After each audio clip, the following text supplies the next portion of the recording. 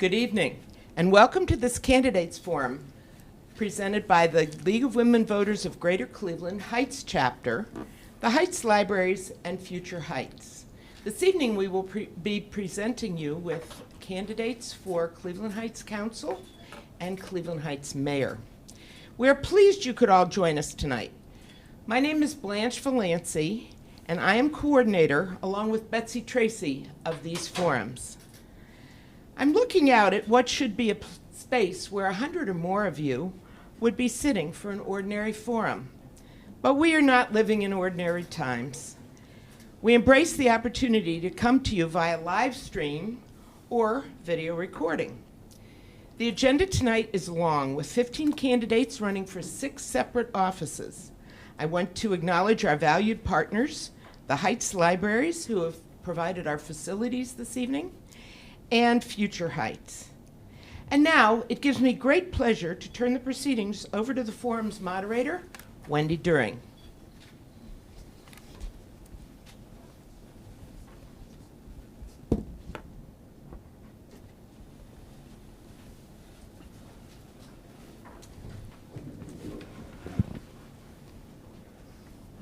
Good evening, everybody. I'm Wendy During with the League of Women Voters, and I will be moderating this evening. Tonight's order will be the candidates for the full council first, for the full council term. They will be meeting from 7 until 8 o'clock p.m., followed by candidates for mayor from 8 to 8:30, and finally candidates for the unexpired term from 8:30 until 9. Before we begin tonight's forum, let's review the rules. Each candidate will have 1 minute for an opening statement and 1 minute for a closing statement after a question and answer period. Time limits will be enforced. Only written questions will be accepted. If you would like to submit a question for the candidates during the live forum, please send it via email to heights@lwvgreatercleveland.org. The email box is being monitored this evening. League screeners will review the submitted questions, not to block opinions or to skew information, but in order to avoid duplication, provide a diversity of questions, and ensure readability and appropriateness.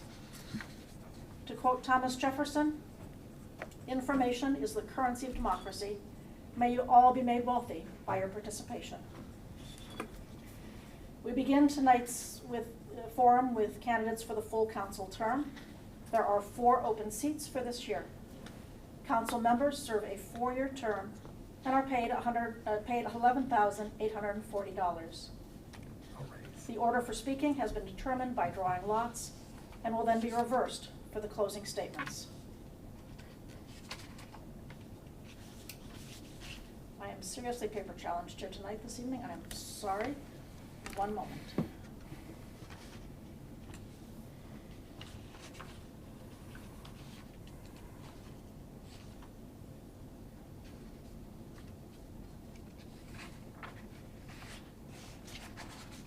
I've misplaced the order of speaking. I'm wondering if I set it down.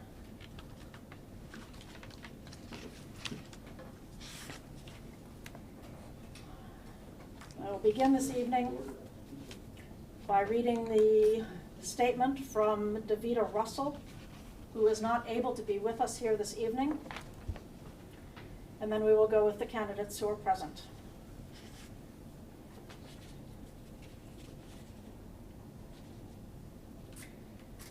Good evening. My name is Davida Russell. I am sorry I am unable to attend tonight's event and the opportunity to speak and mingle with you in person. Unfortunately, I must be in Atlanta to care for my daughter, who is in her late stages of a high-risk pregnancy. I am very grateful that a designee is able to read this speech in my behalf. Through this, I am hopeful you can get to know me and what I stand for. I've had a life full of leadership. My positions have always been union-led, rising over time to be the first Black woman to hold the 2nd highest position in my state union, subsequently becoming well-known at the local, state, and national levels as a strong advocate for working people and people in general. I currently hold numerous labor positions at the state and local level, representing over 180,000 members across the state and 11,000 just in Northeast Ohio. I served and still serve on several boards and commissions. For a list, please visit my website. For 37 years, I worked for the Cuyahoga County Board of Developmental Disabilities, and now I work as a school bus driver and substitute teacher for South Euclid-Lyndhurst School District. In 2019, when encouraged by residents to get more involved in Cleveland Heights, I decided to run for office.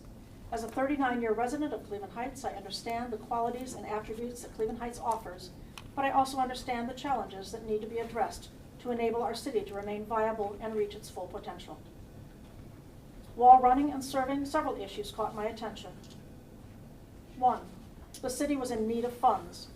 When elected in 2019, I hit the ground running, successfully getting our citizens to participate to increase our census numbers, and at the same time, created a good-paying temporary jobs for our residents.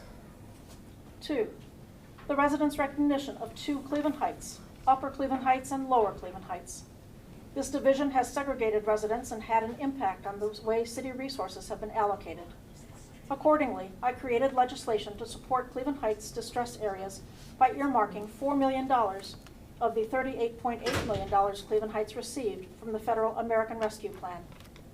I am also proud of my successful efforts to get the Cleveland Heights Development Corporation to proceed with revitalizing more homes in the Noble and Taylor area, along with 2 infill projects, the Caledonia Noble and DeSoto Altamont infill, which will result in a total of 43 new build homes, estimated to be an $8 million in development. 3rd, our business districts was suffering, so I created legislation earmarking $1 million of assistance to our businesses in distress from COVID, also from the Federal American Rescue Plan. I also partnered with Goldman Sachs to bring $10,000 to business owners. 4th, our seniors are a vital part of our community. This important age group needed programs and services that will help them successfully age in place, for which I have advocated extensively. 5th, diversity and racial equity in our community continues to be an important issue. Council members Hart, Unger, and I introduced legislation recognizing racism as a health crisis. This legislation led to the creation of the Racial Justice Task Force to look at police oversight, as well as other systemic racism that may be taking place in our community. I've strongly supported the creation of a community task force for the beautification of the city and a developers roundtable to strategically plan and encourage development projects. And 6th, complaints from residents about not having a voice. Appropriately, I created a You Talk, I Listen forum to give residents an opportunity to speak directly to council and become engaged in the community. By doing the aforementioned and other initiatives, residents of Cleveland Heights can feel that this city loves them as much as they love their city. This makes for a perfect marriage. Cleveland Heights must live up to its motto, all are welcome. I have accomplished a lot in this past year and a half. My mission has been and will continue to be to bring all residents of our community together into one Cleveland Heights. We do this by eliminating the disparate conditions across the city and lifting distressed areas for the benefit of the whole community. With your support, my continued focus will be community neighborhood investments, increasing safety in the community, economic development, both residential and commercial, supporting our schools, creating resources and programs for our seniors and children, community engagement, and transparency. I hope this gives you a snapshot of who I am, what I have done, and what my continued focus will be.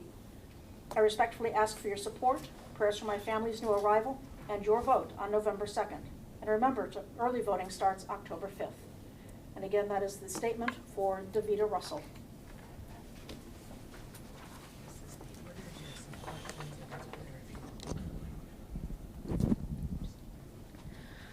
All right, turning now to opening statements for the council members who are present. Starting with Al Snodgrass. Right? Okay. Thank you. Good evening, and thank you, League of Women Voters, for hosting this forum and Heights Library System for allowing this forum to take place in this space. To those watching from home and all of you in this room, my name is Al Snodgrass, and I'm excited to be here this evening as a candidate for Cleveland Heights City Council. I'm looking forward to working hard for you on council. Cleveland Heights' long-term future rests on its ability to keep and attract new generations of residents, people who grew up here and want to stay or come back, and new folks who think it's the perfect place to build a life or raise a family. A vote for me is a vote for COVID-19 recovery, economic development, housing, infrastructure, community development, and streamlined council operations that work to better serve you. I plan on investing my time and energy in Cleveland Heights for decades to come to help protect what we all love about it. I'd be honored to serve you on City Council and respectfully ask for your vote. Thank you, Mr. Snodgrass. Second in order is Tony Kuda. Thank you, Wendy. I am Tony Kuda, and I'm hoping to earn your vote tonight. I grew up here in Cleveland Heights. I graduated from Cleveland Heights High School. I live in the Noble Oxford neighborhood on Fenley Road. I have many endorsements. You can certainly go to my website, TonyKudaForCityCouncil.com, and see all of that. And I'd like to tell you why I'm running. I'm running because I really want this new government to work. I have attended almost every city council meeting for the last 4 years. I was the campaign manager for Citizens for an Elected Mayor, and I've taught government, I've served in government on the Cleveland School Board, and I am ready to serve you. I also would like to say that that I am so pleased to be here, and I look forward to your questions. Thank you very much. Thank you. Next up is Craig Cobb. Thank you.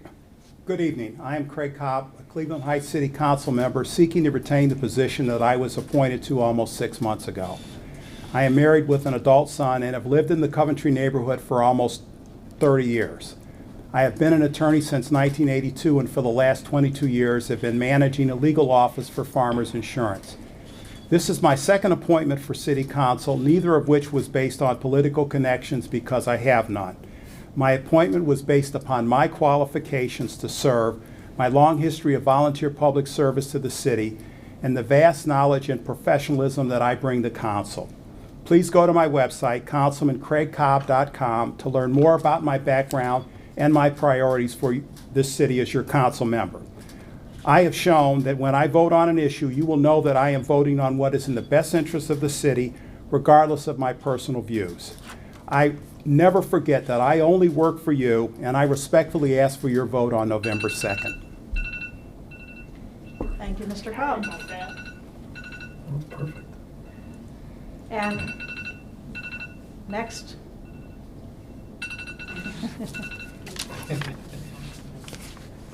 Next up is Anthony Maddox.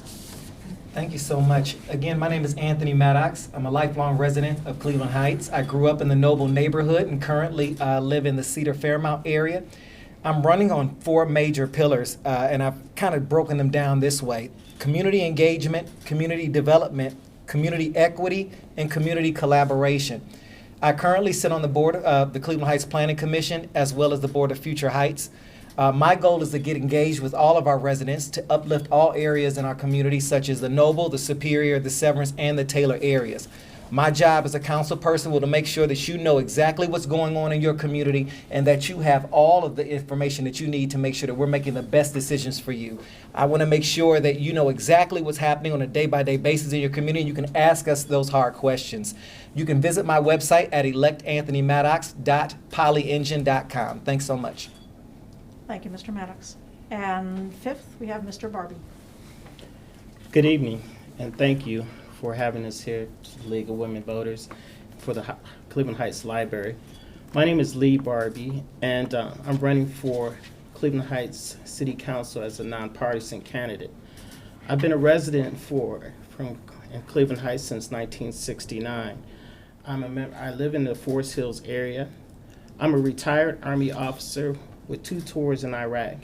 While in Iraq, I served as the diversity officer and the brigade safety officer. I've always been involved in voter education and voter registration throughout my entire career. I would like to bring to council fresh new ideals, looking into safety for our community, sustainability, and diversity for our community. A little bit about myself a little further is that currently I'm a social worker with Children and Family Services. I've served for over 20 years. I'm a member of the labor management team at Cuda County Children and Family Services. Thank you.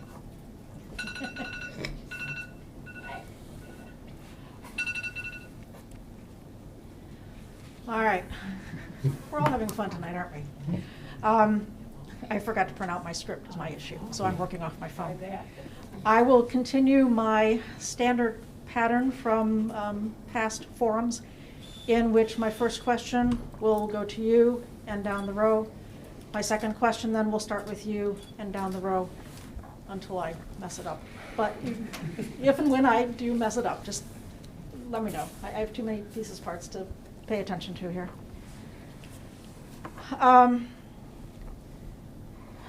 Starting with a simple question here. Are you a registered voter at your current address? We'll just go down the row. I am. Yes. Yes, I am. Yes. Yes, I am. Yes, I am. Well, that was quick. All right. Property taxes in Cleveland Heights are felt to be quite high. What do you want to do to try to reduce property taxes so that Cleveland Heights can be a more desirable place for property owners? Starting with you. One of the major things we need to do is attract more residents to Cleveland Heights. That takes place in a couple of different places. Number one, I want to attract some younger people back into our community, some younger families, some of the folks who are working down in University Circle.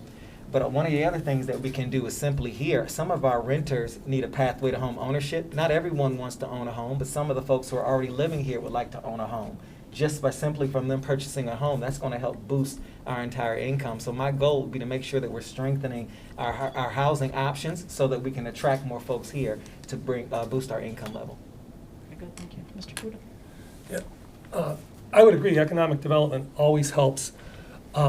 But, you know, when it comes to property taxes, we have to look at the hundreds and hundreds of properties that are vacant and abandoned in Cleveland Heights right now. And there's so much we can do with this. First of all, some of these absentee landlords and investor-owned properties are tax delinquent, and we should look at land banking those properties. But the main point is, if we can get people, taxpayers, into these homes, that's going to reduce the burden of taxes for all of us. And you know, I don't think the schools would need to come to us as often as they do. You know, by having people in there paying their property taxes as opposed to nobody now, you're not only boosting our tax base, but you're helping the whole neighborhood lift up. And that's there's so much we can do with housing. If I had to say what my top 3 priorities are, it's housing, housing, housing.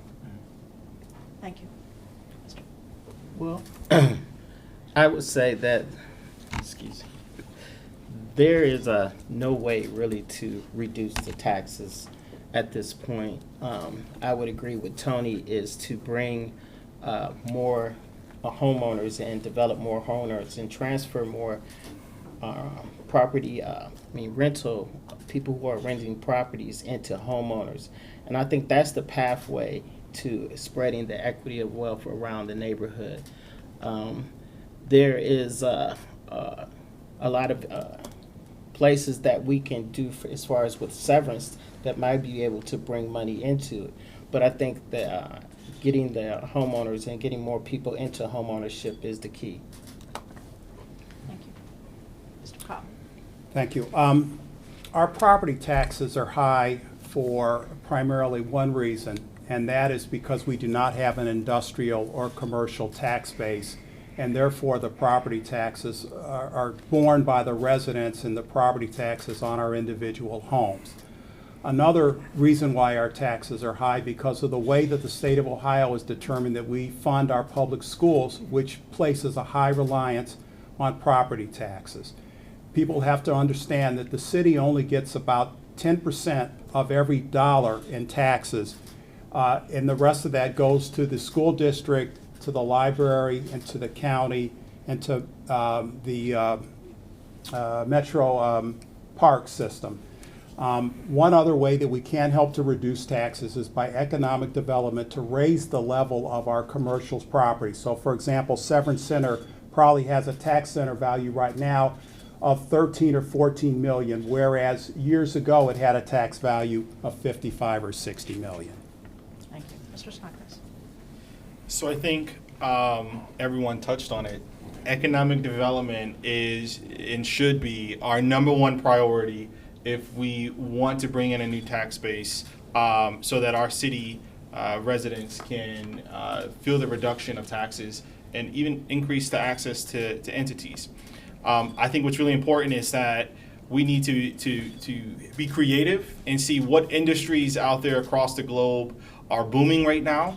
What opportunities do we have to develop in our community? Severance is a great opportunity to perhaps bring new development to our community that can attract and marry housing and economic development, and help move our city in a really good, positive direction. Thank you. Starting with Mr. Kuda now. Yeah. What is your vision for the redevelopment of some of the more blighted commercial districts, such as Severn Center? And what city actions would be necessary to facilitate that vision? That's the big question, and a lot of people do ask it. Severance was bought for $10.5 million 6 years ago. It was in bankruptcy. We did not put out a request for proposal, and of course it ended up going to a bottom feeder that owns 30 dead malls in the Midwest.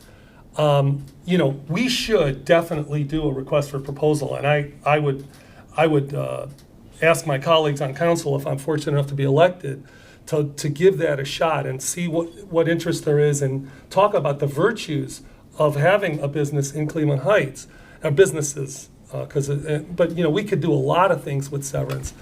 But the most important thing is that we have to get this property developed, and if the owner does not want to bite on a development, then we have to start enforcing the codes.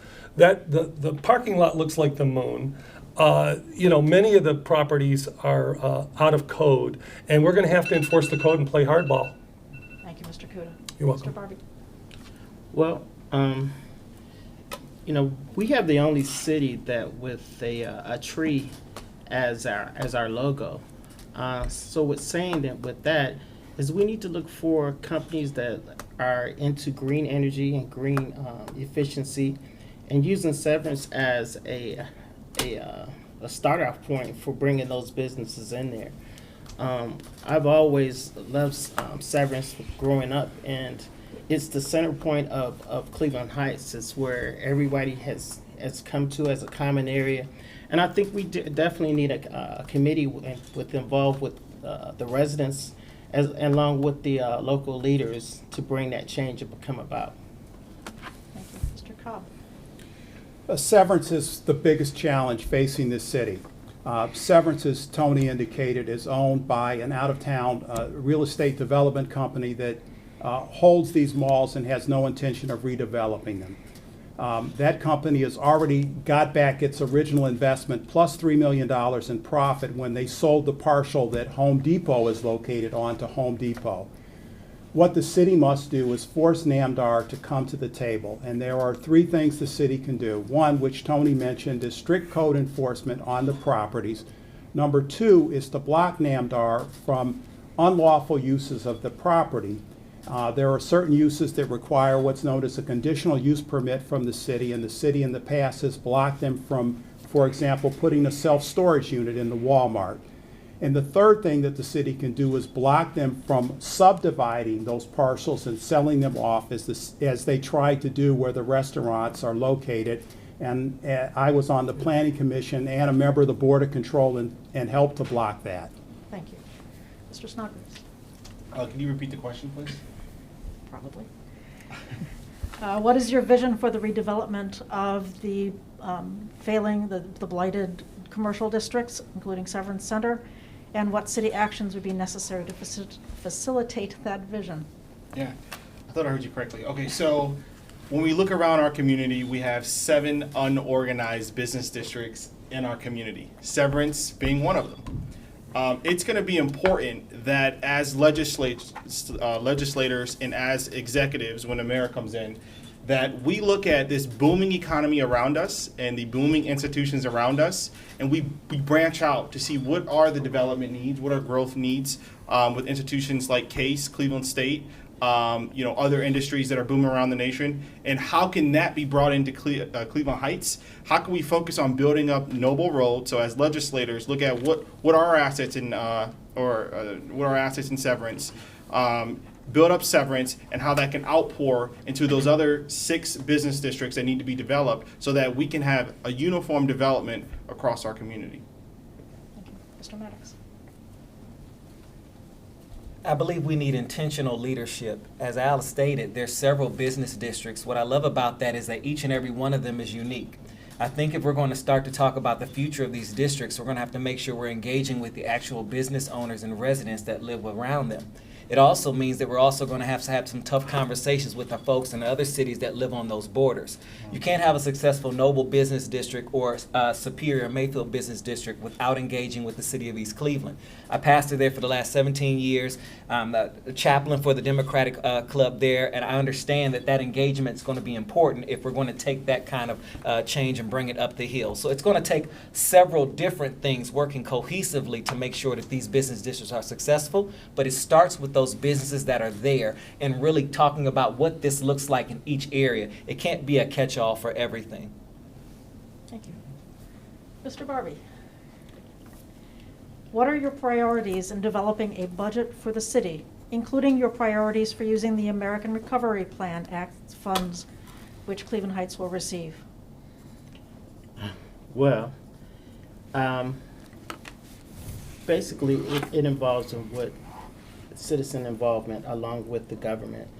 What we're seeing now is that they're talking about plans of using this money to pay off the sewer bill.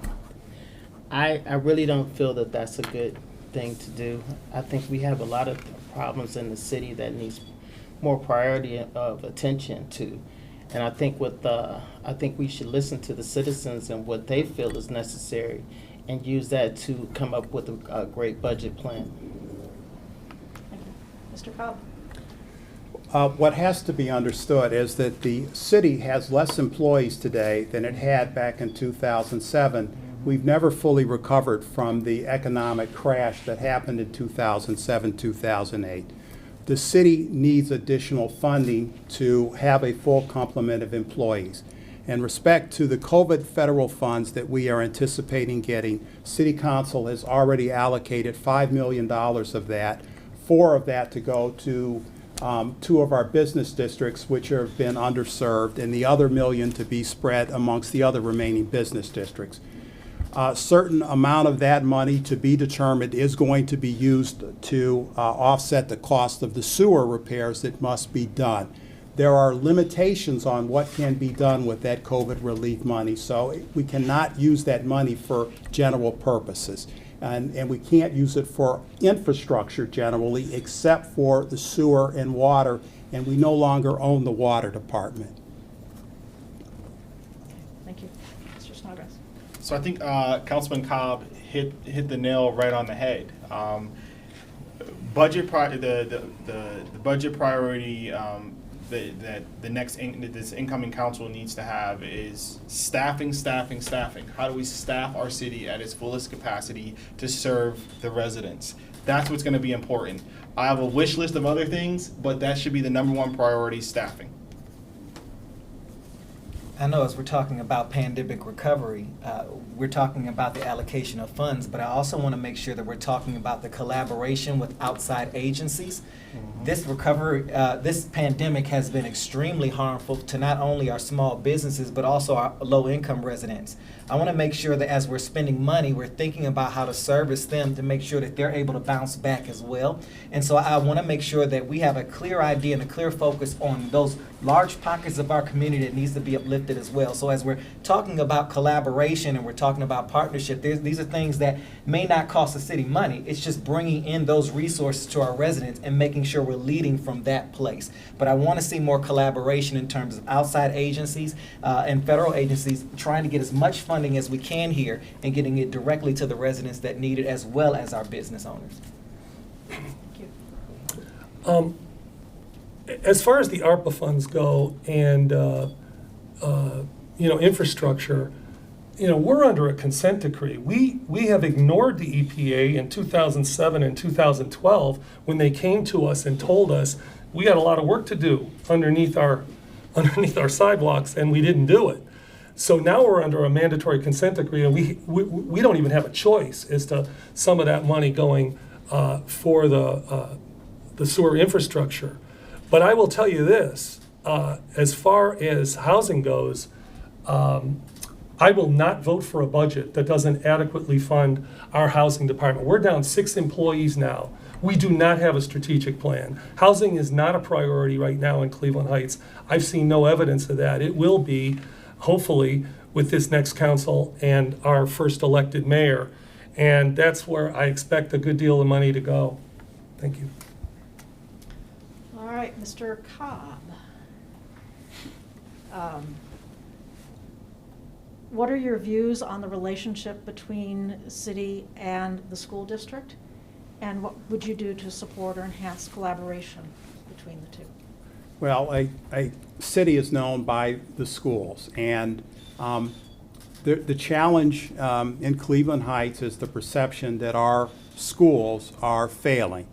Part of that has to do with the way the state of Ohio was unfairly giving grades to school districts, particularly urban school districts such as Cleveland Heights.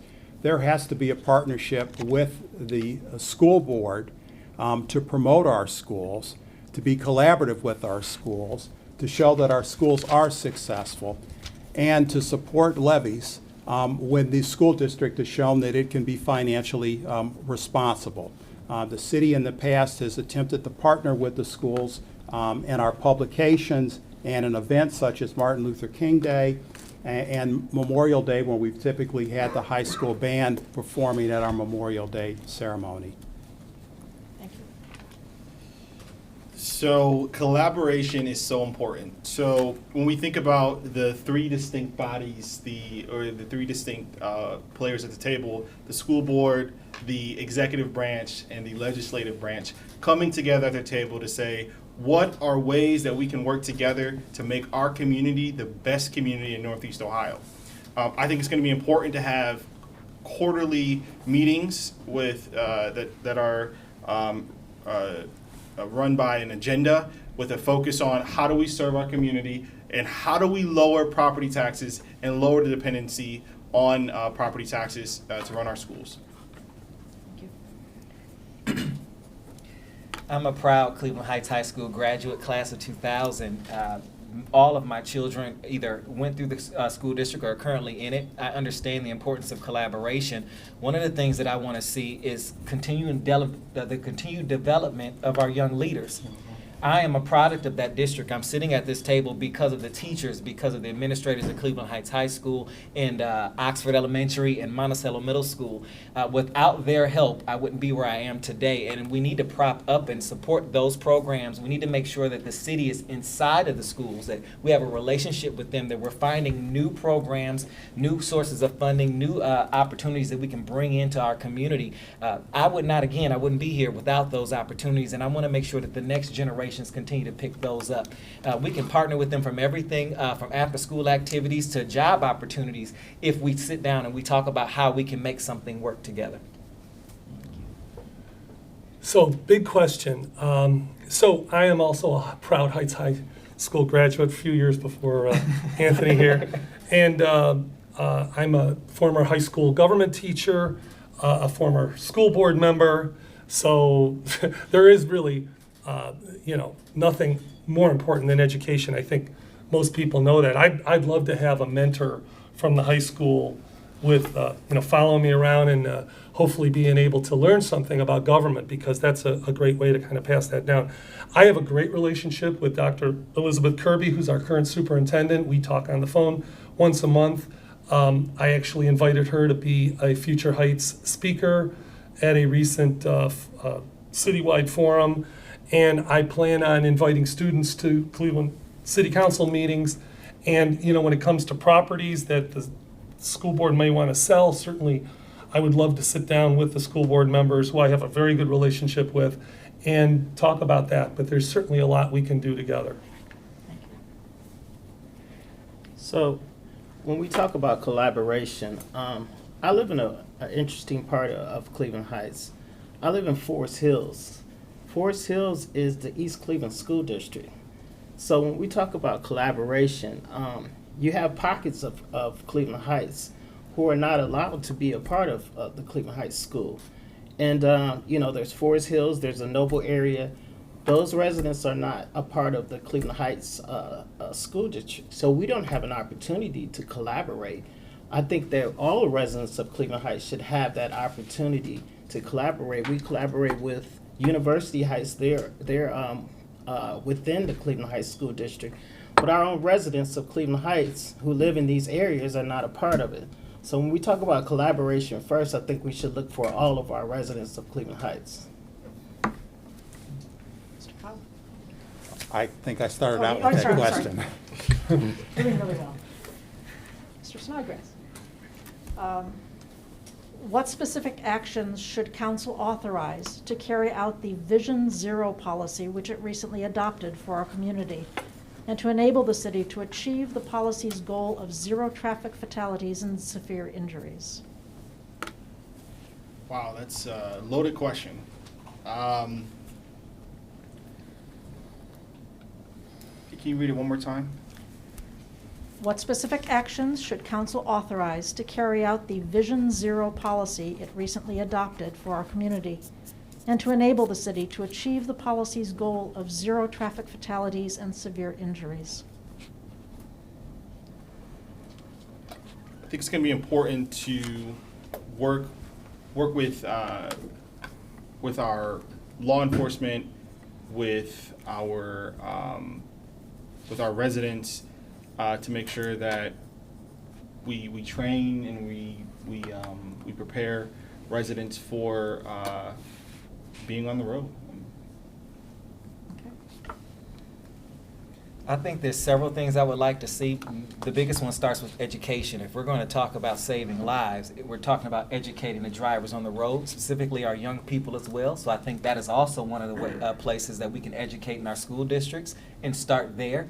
I also want to take a look at the pockets where we're seeing these most accidents and seeing if our officers, number one, can kind of be available there. And you're not pulling people over to necessarily write tickets, but hey, to give them safety tips, to give them warnings. So we want to see this, but we also want to educate those areas. There's several things that we can do, but I think in terms of safety on the roads, it all leads back to education. So I'd like to see council push education throughout the city, really push those resources and really talk about the safety.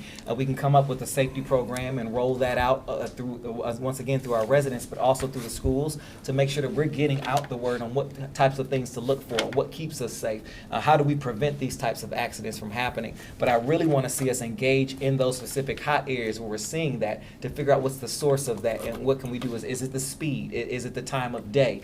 There's several things we can do. Thank you. So I was at the meeting when Mary Dunbar had proposed and passed this Vision Zero program, and I really didn't know a lot about it, but it made a lot of sense. It's something that's so important. Obviously, she was an avid biker, and that's always a kind of a touchy little thing if you don't have bike lanes, trying to make sure that you're out of the flow of traffic and so forth. I can tell you, as I go door to door, and especially when I've done meet and greets, everybody in Cleveland Heights complains about the traffic on the streets, and usually it's the side streets, mostly speeding and running stop signs. And I can tell you, it's rampant because I hear it at every single stop I make. And the police that I talk to, one of them is a former student of mine, a lot of them say what they need, what the police really need from us, from council, is cameras on the streets and speed bumps, even the portable ones, because they'll set up for a week or two, but then when they move away and take the speed trap away, they say it just goes back to the way it was. Thank you. So in getting out and meeting with the residents, I talked to a resident who lives on the corner of Monticello and Selwyn. He stated that he had 5 accidents right there at his corner house, because what is happening is they're speeding down the street, and then they're trying to make that right turn into going down Selwyn. They've ran into all of his trees that are around there. They ran into the side of his house. And, he's really tired of fixing back up his property. So we need to identify these areas where all the traffic accidents are happening, and provide some type of guard railing or something aesthetic that would protect not only the residents who are there, but the citizens who are speeding also. Okay.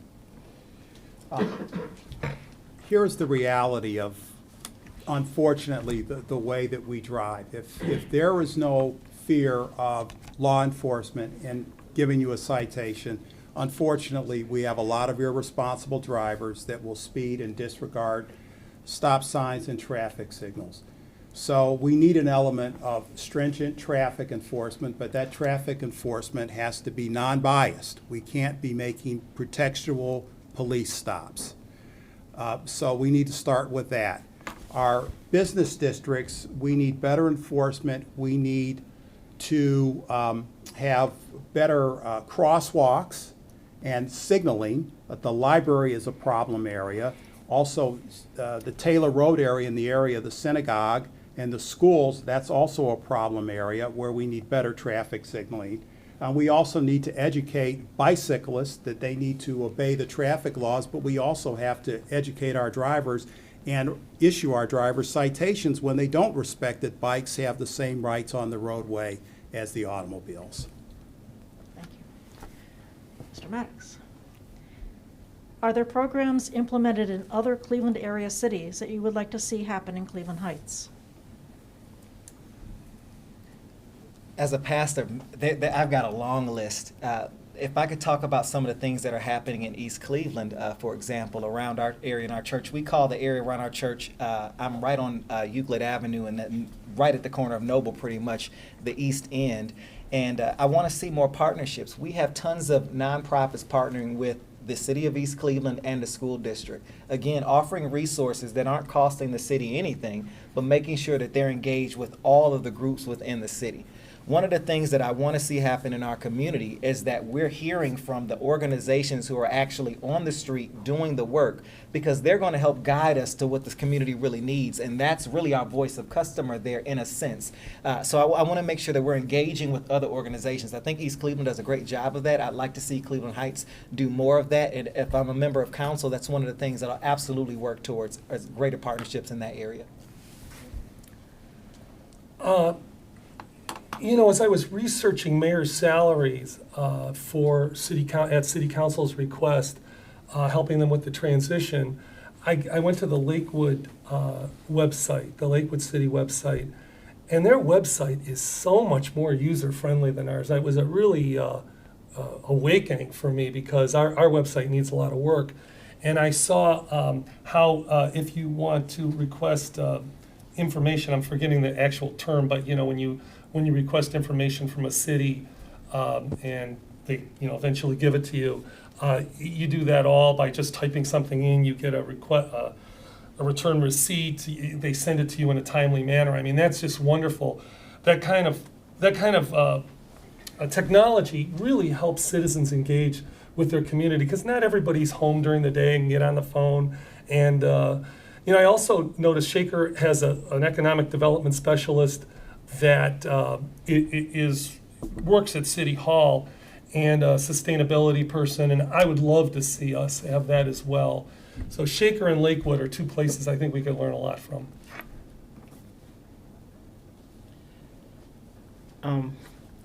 I sit on the committee for the Cleveland Heights Citizens Advisory Council, and I've seen a lot of small incubator agencies that are doing great work in Cleveland Heights.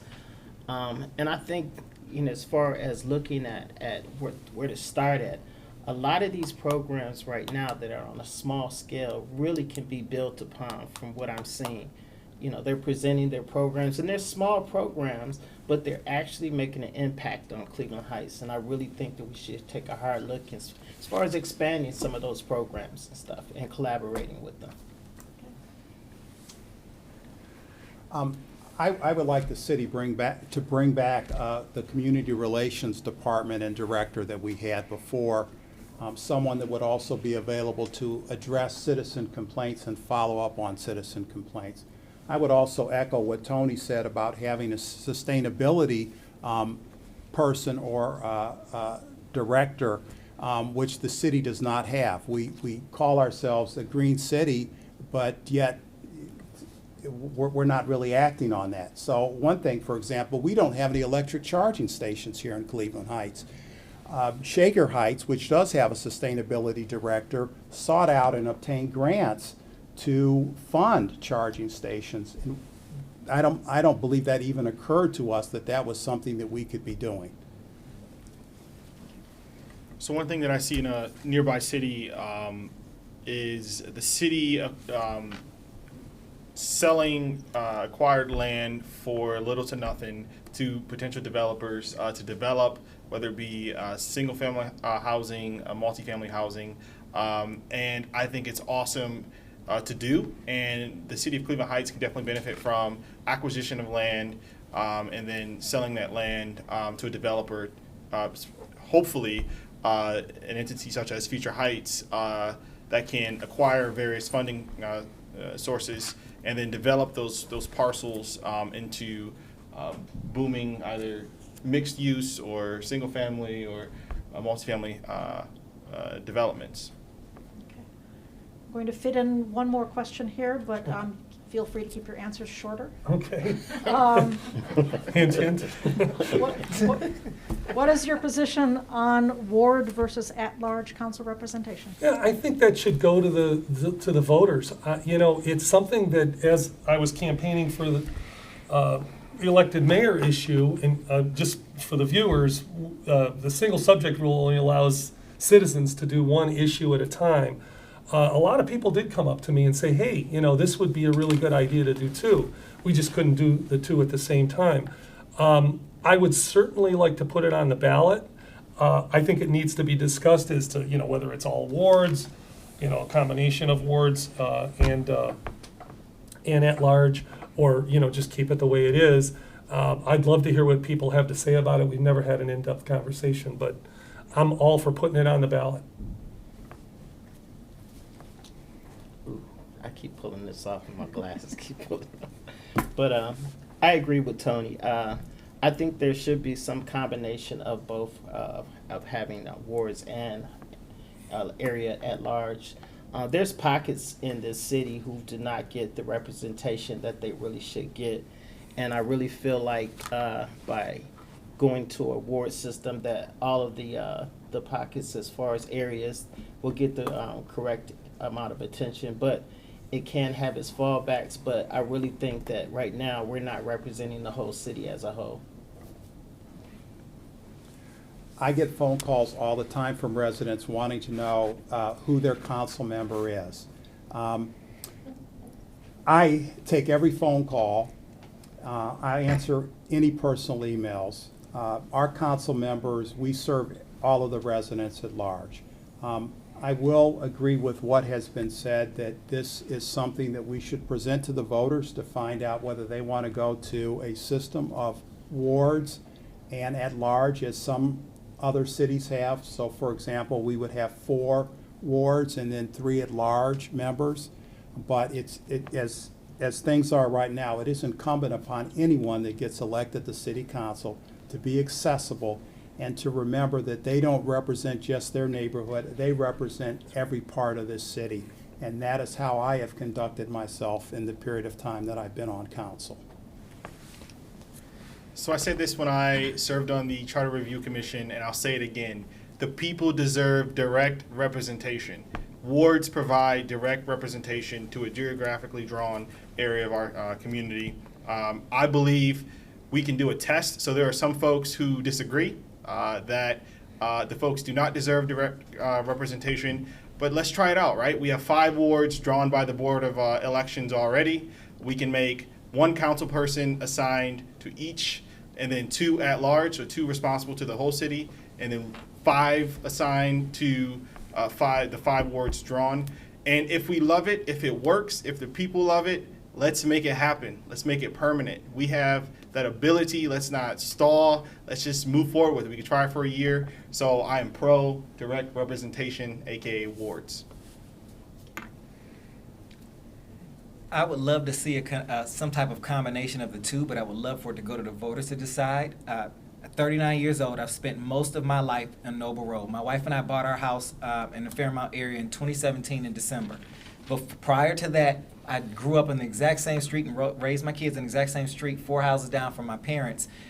I am seeing more movement now in that area than I've ever seen in my entire life. And I believe part of it is because we're starting to see more representation and more push from folks from the north side. I think it would have happened a long time ago had there been someone there shouting from the rooftops who represented that area, but it can be difficult to get elected for several reasons to elect folks from the north side in that area that I can't even get into tonight, but I believe it's extremely important that we have some type of ward system where folks have representation, where there's someone getting up every day fighting for the needs of that community, because it shouldn't have taken 39 years for me to get excited about what possibly could happen on the north side of Cleveland Heights again. Okay. That concludes our question and answer period. We now have 1 minute for closing statements from each candidate, going in reverse order from the opening. We will begin with Lee Barbie. Well, again, I would like to say that my name is Lee Barbie, and I respectively ask for your vote as a nonpartisan candidate. I really believe that priorities of our community are centered around our housing, followed by safety, sustainability, diversity. But transparency and accountability is very important. We've seen over the last year a number of YouTube committee meetings where residents do not have the opportunity to interact. We need to have more accountability, and we need to have more visibility and transparency with our council. So I respectively ask for your vote. Thank you. Thank you. Mr. Maddox. I want to thank you for your time today, and I respectfully also ask for your vote. Again, I want to go back to the 4 pillars that I began with: community engagement, community development, community equity, and community collaboration. My first job was with the City of Cleveland Heights as 12 years old in the Office on Aging. My second job was at 19 years old cutting grass in the city, and I currently serve on the Planning Commission. I'm a product of this community. I want to give back. I want to serve. I've prepped for this. I've learned what I could sitting on the Planning Commission. I've engaged with members and residents all over, and so it's my desire to give back. You can check out my campaign at electanthonymaddox.polyengine.com. Thank you so much. Thank you. Mr. Cobb. Thank you to the League for holding this event, the library for hosting, and the residents for watching. November 2nd will be a transformative election with picking a new mayor and 5 council seats. 3 long-term council members will be leaving, and potentially a 4th who is running for mayor could also be gone from council. It is absolutely essential that we have some council members with a demonstrative track record of public service, a knowledge of how city government actually works, and a deep understanding of the issues and challenges that Cleveland Heights faces, along with some possible solutions. We need council members that are collegial and collaborative, but independent when necessary. I believe that I have demonstrated that I satisfy all these criteria and welcome the opportunity to work with our new mayor to move the city forward. I ask for your vote on November 2nd, and if you are willing to publicly support me, please call me for a yard sign and speak to your neighbors and your friends that live in Cleveland Heights about me and ask them to vote for Craig Cobb. Thank you. Mr. Kuda. Okay. Thank you to the League, and thank you to Future Heights for sponsoring this forum. I am Tony Kuda at TonyKudaForCityCouncil.com. I did grow up here. I graduated from Heights High School. I live in Fenley Road in the Noble Oxford neighborhood, and I'm very anxious to serve you on City Council. This is such a critical time for our city. We're electing our first mayor. We're electing 5 council people, 4 4-year terms and 1 2-year term, 3 school board members. I don't think there's ever been more at stake on the ballot than there is in this election. I believe that my experience as a government teacher, serving in government, attending almost all the city council meetings in the last 4 years, campaigning in 2019 for the elected mayor issue, and being a community organizer in Cleveland Heights for Heights Community Congress makes me uniquely qualified for this. I'm going to focus like a laser on housing, housing, housing. And I hope you do support me November 2nd. Thank you. Mr. Snodgrass. If you care about COVID-19 recovery, economic development, housing, building our infrastructure and taking care of our existing infrastructure, community development, and a council member that will fight to make sure that we have streamlined council operations that will work for you, then I'm the person to vote for. I hope to earn your support on November 2nd. You can learn more about me, Al Snodgrass, at www.alsnodgrass.com. Hopefully, I earn your support. Thank you. And just a reminder that Davida Russell is the 6th candidate. 4 will be elected. This concludes our candidate forum for the full council term. We will resume in a few minutes with the mayoral candidates. Thank you very much.